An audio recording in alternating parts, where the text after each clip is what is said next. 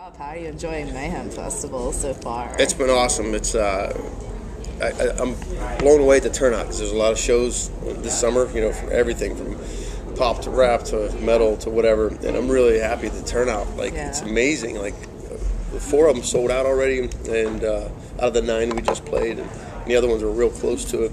And we're all bros. You know, all the bands. You know, the Zombie guys, and I'm friends with a lot of bands on the side stages like Chimera and. Lamb of God's been amazing. Five Finger, we went on tour with them for a while. So yeah, well, I'm sure it's like a little class reunion. It is, when everybody gets back together. It's like, hey man, what's up? It's weird that this like machine just moves around the states. You know what I mean? It's like all the semis, and the crew really works hard. It's like to set up all the crap that we have up there. I give it up for them. You know. Yeah. My drum set alone is insane. Look at all the stage props. I know. I was sneaking a peek at the videos, like of some of your performance already, and like, it does look very elaborate. So, I guess you know, you guys recently you made a switch to Roadrunner Records. Yeah. Right. How did that come about? Well, you know, I've only been with the band 3 years, you know, so I wasn't involved in their last deal, you know. But from my understanding is, you know, it's time and a place to move on, you know, and it was time for them to move on.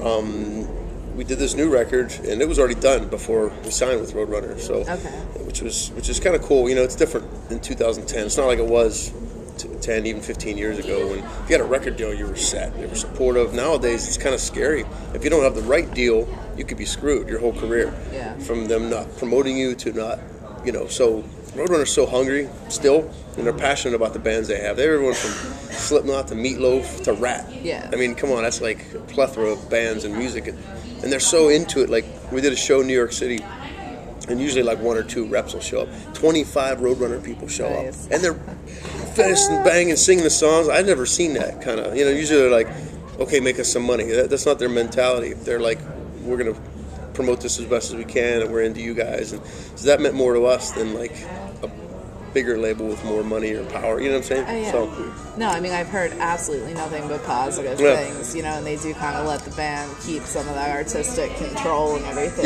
too, so that's so important. So we're quite happy with it. So how do you feel the feedback's been? I mean, the album's been released now, so... The feedback from the record, it's been everything. I try not to read reviews. You know, I was with David Lee Roth for 8 years, and he always taught me never read your own reviews because everyone's got an opinion. You know, and there's always going to be haters. There's going to be diehard fans. There's always going to be everyone in between. So, but when I hear such good things about it, I did read I did read the reviews, and they've been surprisingly really good. And this is my first studio record with a band, so I was a little iffy at first about, you know, the fans accepting someone new, because I'm still a fan of bands, and I know when you switch a member, I'm like, hey, who's that guy, you know? So I'm all, you know, it was really cool they were accepting of me as well, you know.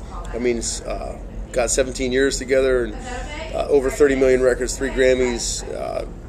This is their 9th studio record. That's a lot of history, man. Bands don't have that kind of luck, so they really the KORN fans are diehards. The first tour I did, we went to South Africa, Russia, Dubai, you name it, and there's people with tattoos of Jonathan's face and all the album covers down their body. I mean, these are lifers. They're not just, hey, I like that band KORN, I like this band. No, they're like in it, you know. So did you do any writing?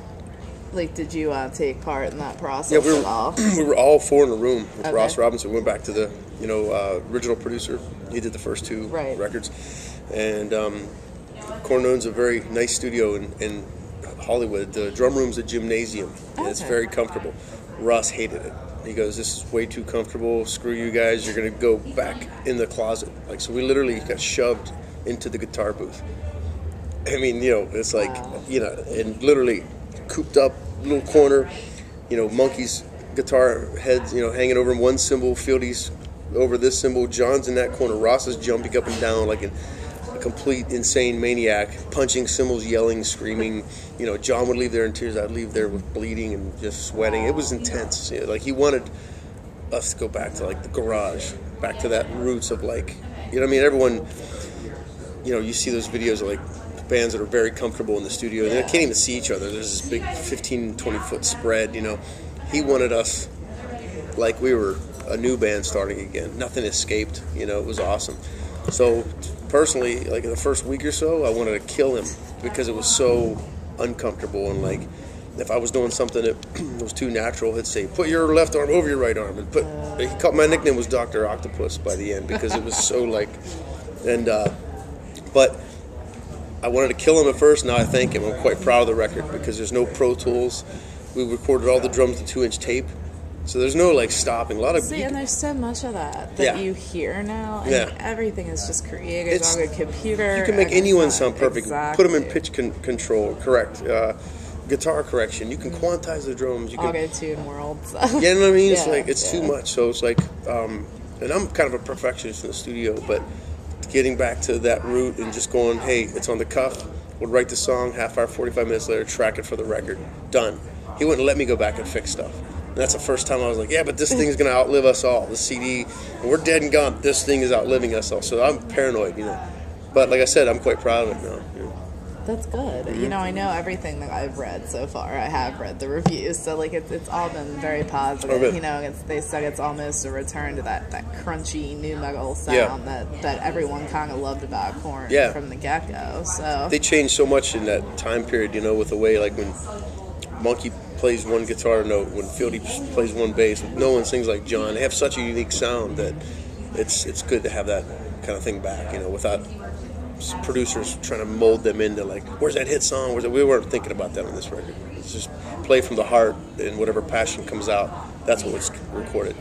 So what are your hopes for the evolution of the band? Like, where do you hope things are going to go from here? Well, just to keep expanding, you know, they're so into the music that everyone's got families now, and there's not a lot of extra BS on the side. Like everyone's always like, wow, I heard those guys were on mass drugs and they're partying every day, and it's not like that now. You know, I don't know how it was back in the day. I wasn't a part of it, but now they're just in it for the music. You know, we actually have a little jam room set up backstage, and we play tunes now. Fieldy came in yesterday and just says, hey man, let's work on a little segue section. And we're constantly changing the set list, throwing a song in here, adding this, maybe, you know, and it keeps the fans on their toes too. Yeah, definitely. You know, and they have such a catalog, you know. It's it's like everybody hates to see the same like set over and over again. So it's too predictable, even if it's a one run, you know. So, but I can't wait to do the next record. You know, this one just came out, and we're already talking about getting back in there and kind of doing the same format, like with the old school way. That's good. Yeah, I mean, it's good to hear that the excitement's back into it and everything too.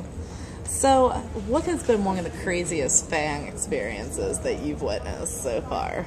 Fan experiences? I don't know. There's every day something happens. I mean, literally, like I said, that first tour I did was 35 countries in 4.5 months, and I'll never forget this. Stands out to me, this girl online in Russia. She was out there 24 hours before we played. And there's a big line of people just to make sure they got in the front.